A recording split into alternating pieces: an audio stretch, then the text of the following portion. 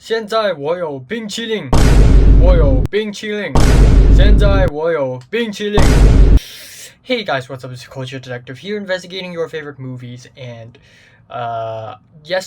last night, I watched The Suicide Squad, written and directed by James Gunn, the latest DCEU movie.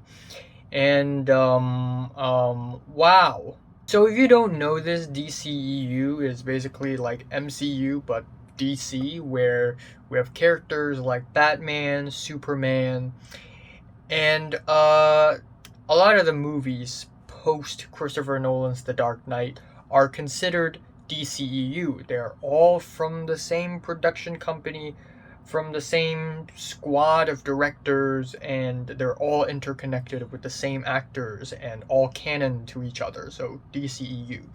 Man of Steel was just alright, and then we have a series of very disappointing movies, all the way from uh, Batman vs. Superman to the original Justice League. There's a Zack Snyder cut, but I haven't watched that, and I'm not interested in watching that. But all in all, it is safe to say that DCU is nowhere near as successful or as consistent than MCU. And it's not like MCU makes good movies every single time or anything. But lately, there has been a change. We have Shazam, which is directed by Pony Smasher, the YouTuber. Yes. And it was actually surprisingly good. The first Wonder Woman movie is actually pretty good. And now we have The Suicide Squad, which is basically a sequel to the original 2016 Suicide Squad. I think it's from 2016. And at the same time, it is also kind of a reboot because a lot of the characters from the original Suicide Squad are gone now. The only characters left are Amanda Waller, played by Viola Davis, Rick Flag, and Harley Quinn, played by Margot Robbie. And let's talk about the original Suicide Squad first, because it is a garbage movie, and I don't know why, but for some reason in my review of this movie, I gave it a 6 out of 10. I don't know why, because it's actually way worse than that. Suicide Squad is terrible. It has some of the worst, cringiest dialogues. The characters are not very likable. There are so many logical inconsistencies in the story because there are so many reshoots and rewrites. It just feels like two different stories stitched together. Jared Leto's Joker is laughably bad, and then the ultimate finale of the movie basically takes place at night, and it's one giant CGI blob where you see characters that you don't even care about do things that are not interesting at all, saying dumb shit, and the whole movie is just a total freaking mess. It is a strong 2 to a light 3. And I kind of understand what Suicide Squad was going for. It's trying to be super fun, super freaky, super wacky, and kind of colorful, but with the whole thing looking really dark because it takes place at night, and with these very unlikable characters, it just totally fails and falls flat at expressing any style at all. So anyways, we have The Suicide Squad, written and directed by the one and only James Gunn. James Gunn has also worked in the MCU before, directing, and I think he also wrote Guardians of the Galaxy Volumes 1 and 2, and these two movies are easily two of the most fun, colorful, and playful movies in the entire MCU. They don't take themselves seriously, and they worked really well. They garnered a lot of praise and a lot of appreciation, even by critics. And finally, James Gunn is working in the DCEU with The Suicide Squad. And wow, it is actually one of the better movies I've watched this year, and so far the best superhero movie I've watched this year.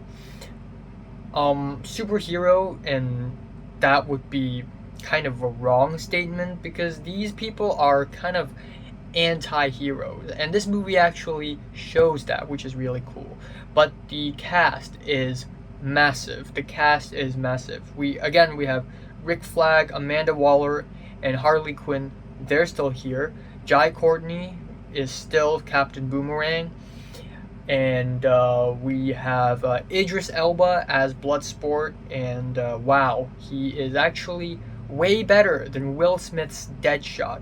Him as Bloodsport is so much more likable because we really see his relationship with his daughter, how much he actually cares about his daughter in the beginning of the movie, and later in the movie we see him just become more and more humane of a character, which is really nice. And we have Peacemaker, played by John Cena. 现在我有冰淇淋，我有冰淇淋. And he's good as Peacemaker. And Peacemaker is this guy who wears a toilet bowl on his head and has this very distorted sense of justice. Again, well-written character. We have Polka Dot Man, and he's actually one of the better characters in the entire movie. I actually like him, and he's apparently this very obscure character in the DC comics, and I really love it when these superhero movies sort of dig deep into the bottoms of the barrel just to dig up some of the most obscure and random characters. And we have the Polka Dot Man, who essentially throws polka dots at people, and he's great because he is an awkward underdog, and who doesn't love an awkward underdog? And even Rick Flag and Amanda Waller are likable in this movie, way better than they were in the original Suicide Squad. In the original, they were completely deadpan, they were stoic, and they are so uninteresting and boring.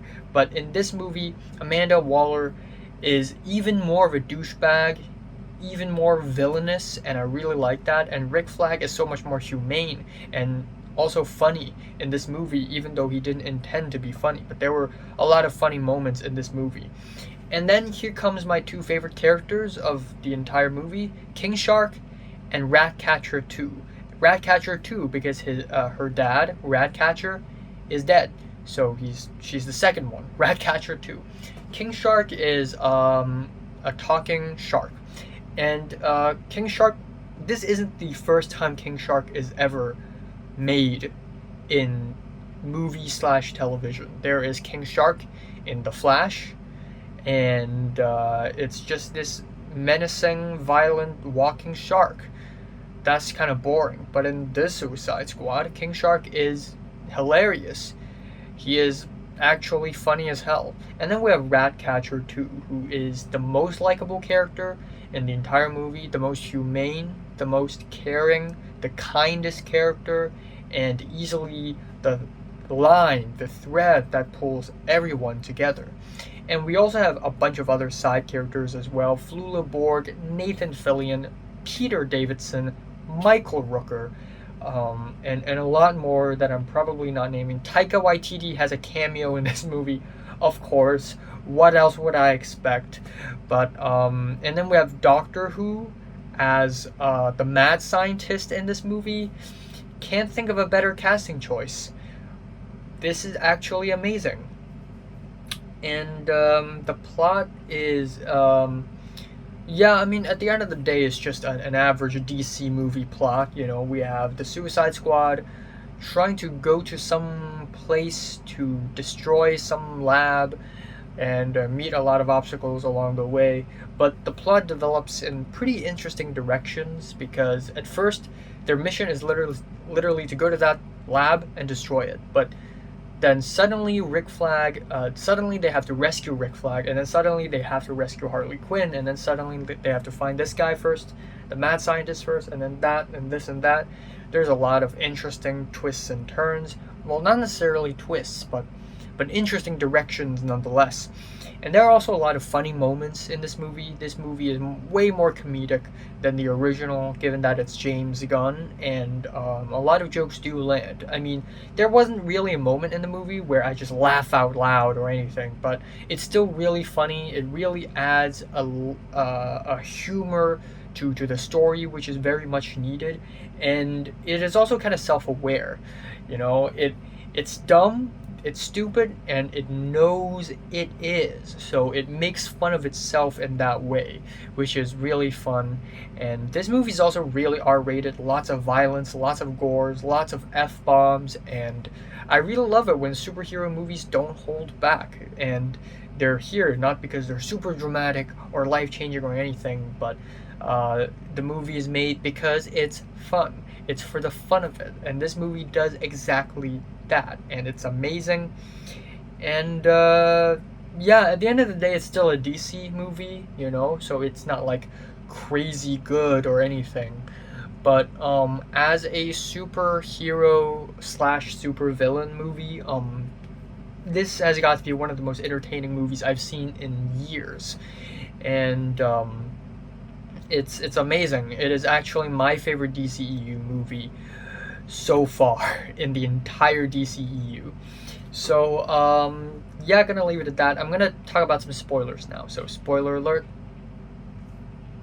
First of all, I love the opening scene where we essentially have a fake team of Suicide Squad. Michael Rooker, Flula Borg, Nathan Fillion, Pete Davidson, this Weasel character, and they are bad. They don't know what the hell they were doing. Like, Pete Davidson clearly has, his character clearly has no idea what the hell's going on. He's stupid. This Weasel character, he gets dropped off into the water and he drowns. And, Michael Rooker's character is and he just runs away. And it is gory, violent, and I really love it when movies just throw a bunch of big names at us. Big names, Flula Borg, Nathan Fillion, and then they all just die in the beginning of the movie. And it's amazing. It is actually amazing. And I'm liking it. A lot of people are like, oh, this fake Suicide Squad thing is just very cliche. But I enjoyed it. I enjoy the opening scene. And then we have the fact that there are multiple villains in this movie. The villain that is Herrera and Suarez, the military people in that island. And then we have Peacemaker being a sub-villain, which I actually really like the idea of, Peacemaker has always, throughout the whole film, sets up to be kind of a sub-villain, and he really becomes one. And also I like the fact that he killed Rick Flag, and Rick Flag didn't, revive or anything. He's legit dead.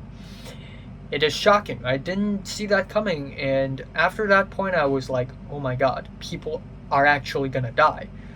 James Gunn is not holding back. He's gonna kill off 3/4 of the entire cast, which he actually did. And every death actually they actually worked, because I care about those characters. I cared about Polka Dot Man. I cared about Rick Flag. I cared about a lot of people. But yeah, it's pretty cool. And the giant starfish as the final villain, yes, blob of CGI, and it's stupid, but the movie makes fun of that, so it's fine. And also the fact that the whole climax of the movie takes place at day and not at night, so we can see things clearly. Good choice. Good choice. But yeah, still great movie. Great movie. I'm liking it, loving it. I wouldn't say it's the greatest superhero film of all time. I wouldn't go that far, but I enjoyed it. I like it. I like the characters. And it is a decent 8 out of 10. Yeah, so have you watched The Suicide Squad? From what did and how much it's rated? Like or subscribe if you want more. And thanks for watching.